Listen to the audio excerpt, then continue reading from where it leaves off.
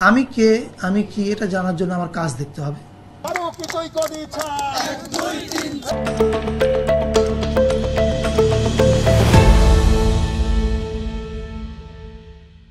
অন্তর্বর্তীকালীন সরকারের উপদেষ্টা পরিষদ থেকে চলচ্চিত্র নির্মাতা মোস্তফা সরোয়ার ফারুকীকে অপসারণের দাবিতে বিক্ষোভ করেছে জাহাঙ্গীরনগর বিশ্ববিদ্যালয়ের শিক্ষার্থীরা। তার বিরুদ্ধে শিক্ষার্থীদের পাশাপাশি সামাজিক যোগাযোগ মাধ্যমে সরব হয়ে উঠেছে নানা মহল। সোমবার 11 নভেম্বর প্রথম কর্মদিবসে ফারুকী এই বিষয়ে খোলামেলা বক্তব্য দেন।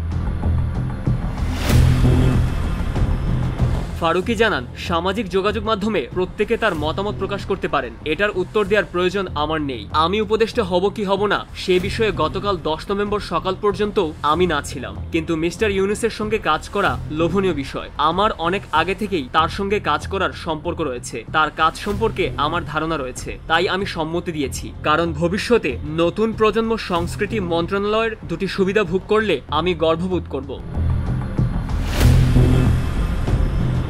রাজনৈতিক পক্ষপাত প্রসঙ্গে ফারুকী বলেন, ফেসবুক স্ট্যাটাসের কারণে 2014 সালে আমাকে জামায়াত শিবিরের সমর্থক বলে মনে করা হয়। কেউ আমাকে আওয়ামী, কেউ বিএনপি, আবার কেউ জামায়াত বলে গালি দেয়। আমি এগুলোতে অভ্যস্ত এবং ভালোই আছি। তিনি আরো বলেন, আমি কোনো দলের লোক নই, আমি শিল্পী এবং নিজের মত প্রকাশে স্বাধীন। কোনো দলের প্রতি আমার চিরস্থায়ী কোনো অবস্থান নেই। রোববার সন্ধ্যায় বঙ্গভবনে শপথ নেওয়ার পরপরই ক্যাম্পাসে ফারুকীর বিরুদ্ধে বিক্ষোভ শুরু হয়। শিক্ষার্থীরা 1 2 3 4 ফারুকী তুই গদি ছাড় স্লোগানে বিশ্ববিদ্যালয় এলাকা প্রকম্পিত করে। এই বাংলায় হবে না, বাংলাদেশে হবে না।